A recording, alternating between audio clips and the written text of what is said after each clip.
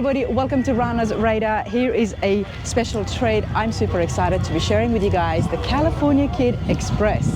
We're going to find out more exactly on what's happening here. This is not the coupe that we all have seen and pictures of. This is the truck, and I'm going to get Bill, the owner, to tell us exactly what's going on. How's it going, mate? It's great. Great day, great sunshine. Beautiful day. Here we are at the Good Guys, everyone. Yeah, great Good Guys event here in Des Moines. The flames is what's needed for the sunshine, right? Correct. Yeah, it's on fire. It absolutely is, Bill. Tell me about yourself. How's it going, and where is your connection with the hot rods? My dad brought me into the hot rod industry from the time I can remember. Probably 6 or 7 years old, riding with my dad in a Model A Roadster, and just growing up with cars and shops. I worked at a body shop when I was younger, where most of the kids worked at the Burger King in high school or whatever. I worked at the body shop, so I grew up with it. Well, you're very lucky to have done that. Yes. Because that would have taught you definitely undeniable skills. Yes. Tell me what you've got here and that's drawing all the attention and the crowds today.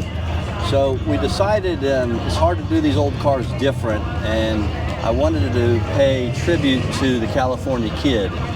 And in doing so, I said, what if they built a shop truck in 1974 to go with the car? What might it look like?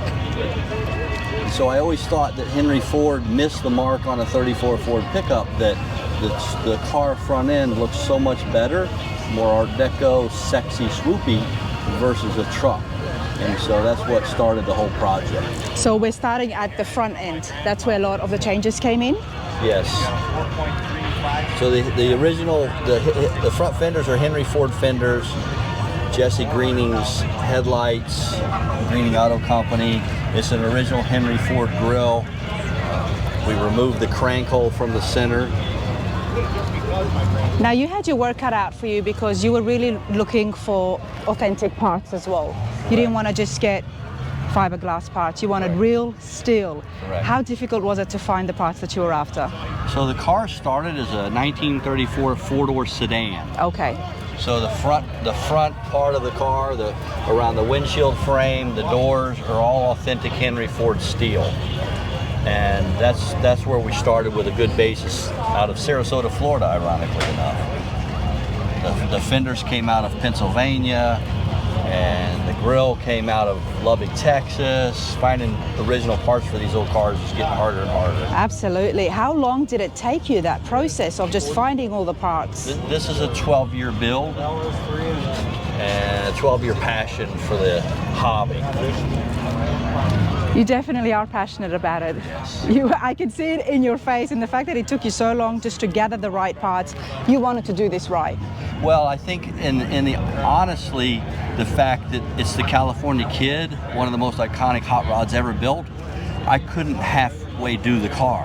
At one point we talked about painting it black primer because it's a truck. And my friend said, I don't think that owns Pete and Jake said, I don't think that does justice to what you're doing. But also I kept in mind what we're kind of paying tribute to is that iconic car. Pete and Jake's hot rod builders, very well known, prolific names in the industry. They originally built the coupe? Yeah, Pete Shamporis and Jake Jacobs built the car in 1974. So were you able to liaise with them, or did they build this as well or help you along the way?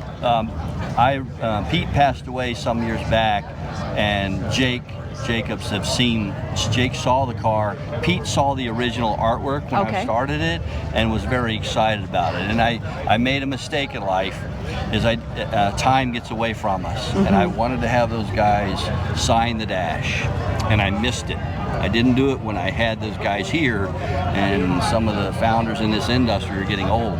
Yeah. And we got to think of those things. And so I missed that, but Pete's looking down on us. And the fact that they were able to see some of the drawings, yeah, that would have definitely made their day to see that the history was going to continue on. Yes.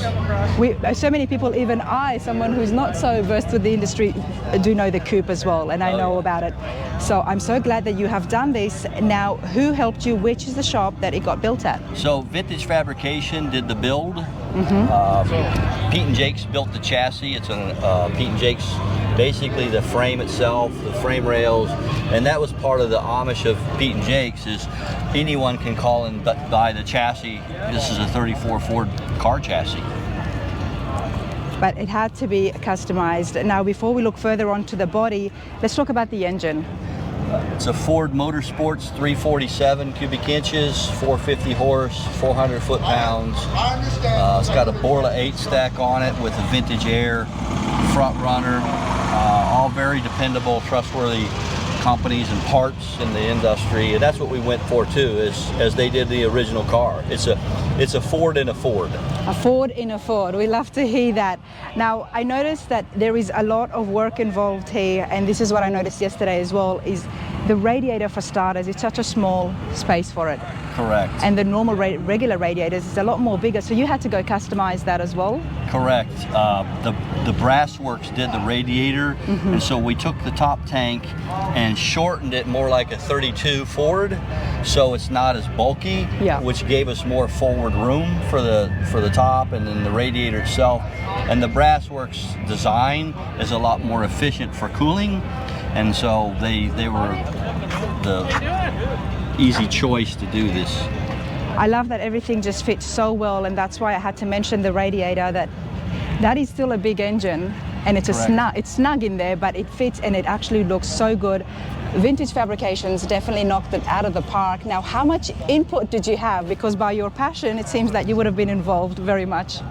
Yeah, so a lot of the parts on here are one-off designed, and I did a lot of that work from drawings.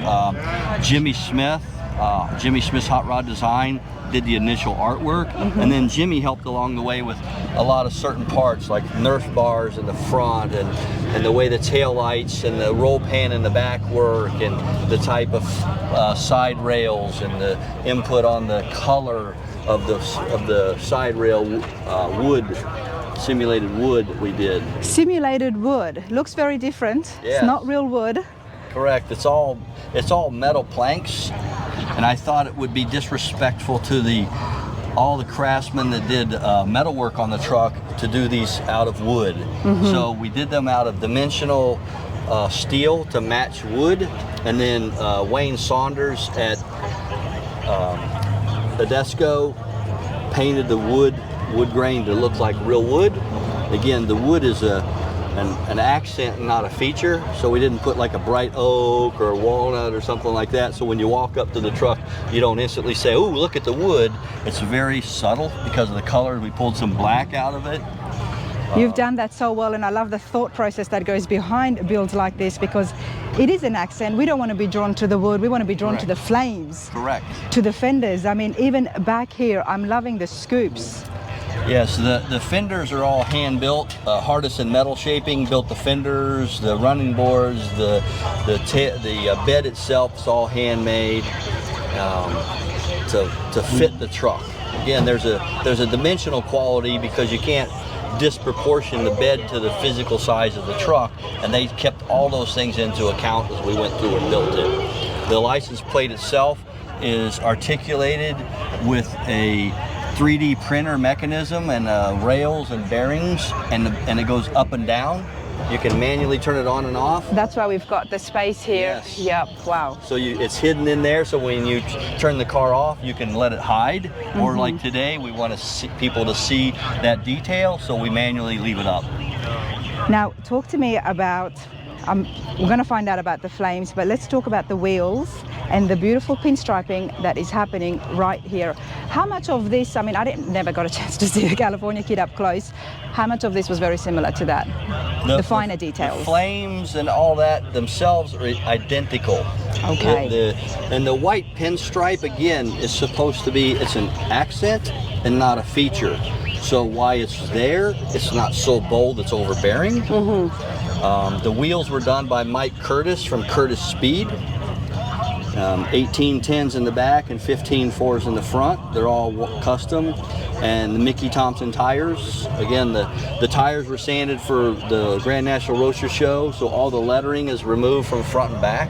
Okay. So they're very slick, so the people don't realize that, but that's a feature in the show car industry. Now, tell us, what is the awards? We've seen it over at the shows. It's been all over social media. How have you gone, and how has the crowd accepted and appreciated this? It's very well accepted because people understood. It was very emotional for me when we took the truck to Pomona, because we had the California Kid and the truck in the same trailer, and to realize I have two cars sitting in the trailer that are built 50 years apart. That was just a historical moment. Some of those pictures they can never be repeated. There's only one 50th anniversary, and we may not get to see the next 50th, obviously, but that was a very historical moment. It absolutely is, and that's why I was very keen to come and get together with you and have a look at this in close, because it is about preserving that history and continuing on the hot rod culture. Let's talk about the flames. Did Vintage Fabrications do the flames as well? Mike McLean Paintworks did the paintwork locally to our city. Okay. It's kind of like Pete and them did in the day. We have a lot of local people that are very talented as well in the Midwest, and so a lot of these pieces were done in the Midwest. Because I only live 8 miles from Pete and Jake's, we were able to go over and trace the flames, so these fender flames are exact. They're identical. Identical to the original car, to the T. The cars, when they sit together, that's where everybody really sees that color and the contrast of the two cars sitting side by side. They're that identical. It's exciting. Love that, absolutely love that. There is so much details here. Now, there is a chop involved at the top as well. Is that same amount, or obviously this being a truck would be different? This chop is not as aggressive, so there's some features that we are changed because it's a truck. It's got a 2.5 in the back and a 3 in the front chop. We didn't, as the California Kid, the original car, they leaned the windshield post back, the A-pillars, they leaned it back, and we didn't do that. We didn't get as aggressive because, again, it's still a truck. So much thought goes into something like this, and that only happens because someone is so very passionate about the build. Yes. Bill, let's have a look inside. So Jimmy Smith did all the artwork and design of the interior, the way we wanted it to look, with all the features. Bruce's Rod Shop did all the knobs. All the knobs are one-off knurled to match through the entire interior. That seat is actually out of the 55 Ford station wagon. Nice. Back seat. The back seat of it, okay. That V in the center, I can't take credit for that. That's Henry Ford design. We just upgraded it with a billet piece across the back, but that feature's the same as you would see in a 55 Ford station wagon. The back window, the garnish molding, that's an exact Henry Ford 1934 5-window garnish molding. So the back window is actually the exact that you would see as a 34 5 window. Yep. So there's a lot of attributes that Henry had. Obviously they were good, and we kept those. Beautiful headliner. Now let's have a look at the dash here. Classic Instruments did a dash panel for us with a tribute to the truck, the California Kid Express, and those instruments. And again, we kept the kind of that factory Ford oval center with the two ovals as you would have seen. And again, the knobs and the pieces are the details. Evod Industries did the steering wheel, and they did a number of other small parts throughout the truck for us. Machined those parts. Love it. Down to the pedals. The gas pedal and the brake pedal are another interesting story. Those are exact replicas that are in the California Kid.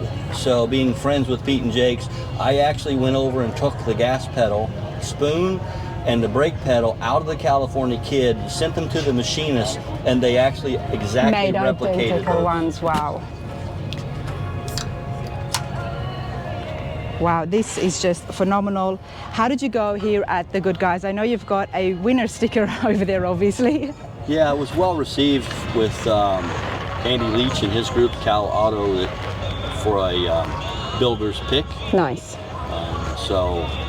I really Congratulations on that, and I'm sure that's not just the only award that you have gotten with this truck. Yeah, that's correct. We got 3 in Pomona, and this is the first outdoor show. We were kind of waiting to debut it here because I live only 3 hours away from the Des Moines. We thought this was the right show. Everybody wanted to see the truck outside in the sunlight, and this is the first show for that.